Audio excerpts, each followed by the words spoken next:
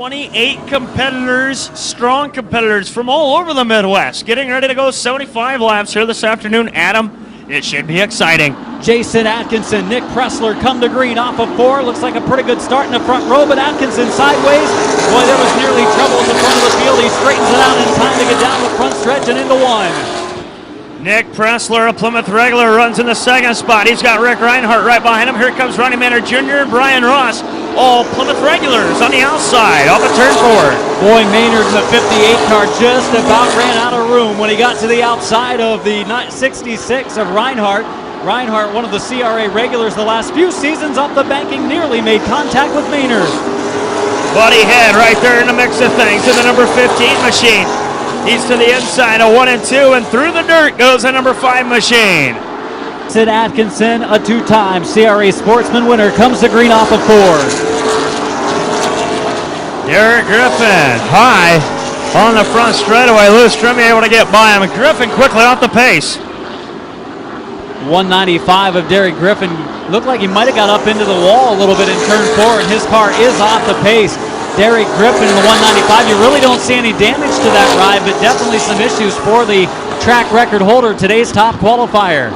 Right rear, if you take a closer look at it next time by, you can see scuff marks on the tire and definitely wall contact marks on that right rear fender. Possibly bending something underneath the rear end, and he's got trouble right in front of him. Look out, as he was able to get stopped, but the 5 car nearly pushed him into it as the 5 of Brett Robinson went up the banking. And caution is out after a couple of laps of green flag racing for the House CRA Late Model Sportsman.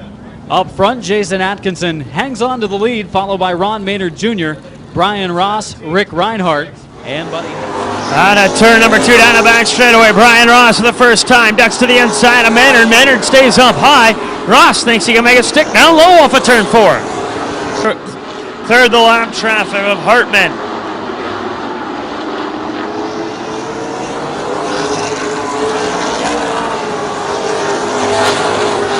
And Ronnie Maynard Jr. goes around in front of the field. And everybody's trying to get through. The 56 of Jerry Andrews goes around deep in the field. Well, the drivers did pretty well getting around Maynard, but a couple got 35 to go as they get the 1 to go this time officially at the line.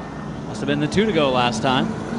Keith Sturkowitz very fast on a number of occasions right here at the Plymouth Speedway. He set the track record a few different times.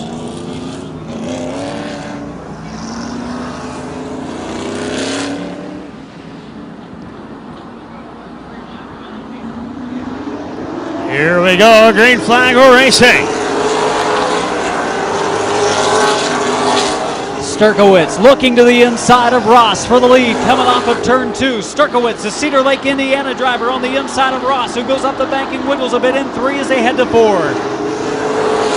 Sturkowitz was faster in qualifying here this afternoon, but who will prevail in the drag race off of turn 2?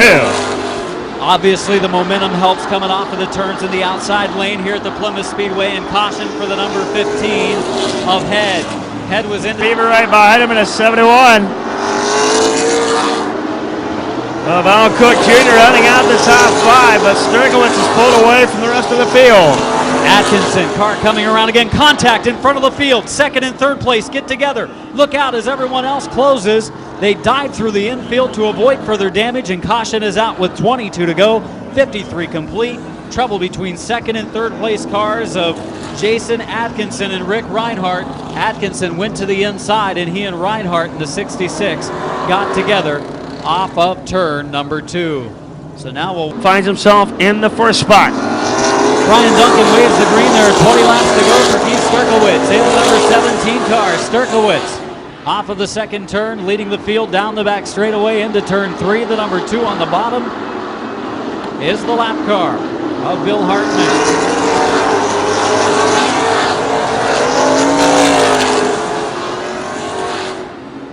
Joe Beaver right there behind Sturkowitz, trying not to let him out of his sights. A lot of side-by-side racing. Middle of the field, the number 5 car gets into the wall, bends her up a little bit, keeps on rolling, doesn't look to do too much damage to the suspension as Brett Robinson continues racing in a forward direction despite a hit with the outside wall in the front stretch. Nearly did it again. Very close to that wall, 2 laps in a row. Maybe he was going to try to get back up there and fix the right side. You never know. Good possibility as he's side by side with Strimmy off of 4. Good 4-car battle there. The 58 of Maynard, who we haven't heard a lot from since his spin earlier in the race. 18 of Lambert running the outside lane. Second-year competitor with the Sportsman. The number 5 again running that high lane, Brett Robinson.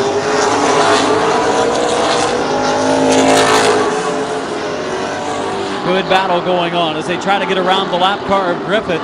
That holds the 58 of Maynard up. He might lose a couple of spots if he can't get to the outside. Look out! Oh, Strimmy in the 53 goes around. Reinhardt, a hard hit for the 66. We've got trouble. Trouble in turn number 4. 66 of Reinhardt, 53 of Strimmy, and 5-car of Robinson. Robinson's car whipped sideways, corrected it, and then everybody slammed into the outside retaining wall. Pace truck pulls off into the infield. Keith Sturkowitz in the number 17 comes off of turn number 4. He'll try to clear the lap car, pull to the bottom, and get a good run for these final 15 circuits. Joe Beaver trying to do the same off of turn 2 down the back straightaway with Hartman down low.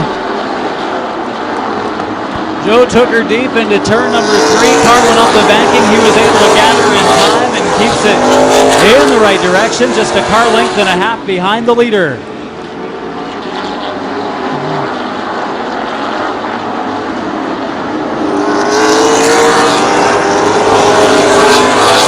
Al Cook Jr. has now cleared the number 2 machine. Steve Stacy's going to try to do the same. Top 3 cars in clean air.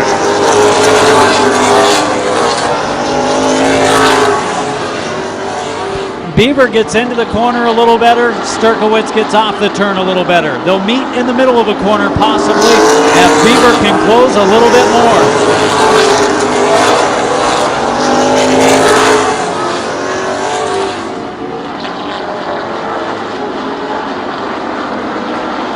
Sturkowitz and Beaver have pulled away from the rest of the field. Beaver, a big slip up down in turns 1 and 2. His car went way up the banking. He's giving it his all in the 0, and now Sturkowitz up the track in 3 and 4. So what Sturkowitz gained, he just gave back up in 3 and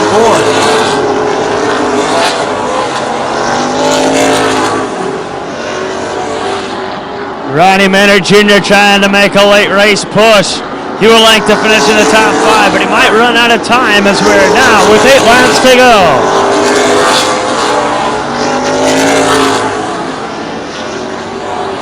And you see the 95 of Stacy and the 195 of Griffin in a battle for the number 4 spot. They have a few car links on the 58, running in 6th. Good rebound for Ron Maynard Jr. Side by side off of turn number 2. Heading into turn number 3 as again the top qualifier and track record holder Derek Griffin to the outside of Steve Stacy. Oh, contact, but able to steer out of it. The 11 car of Howard Kelly Jr. with the 72 of Parker. Parker steered out of it though, and the battle continues for 4th. Derek Griffin to the high side of Steve Stacy off of turn 2. Griffin makes the clear, and he's into the 4th spot.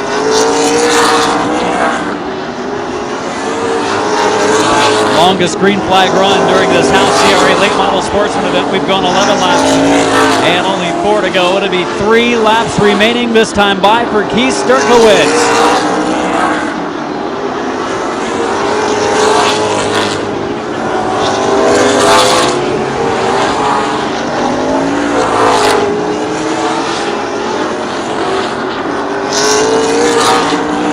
Two laps remaining for Keith Sturkowitz, the Cedar Lake, Indiana driver.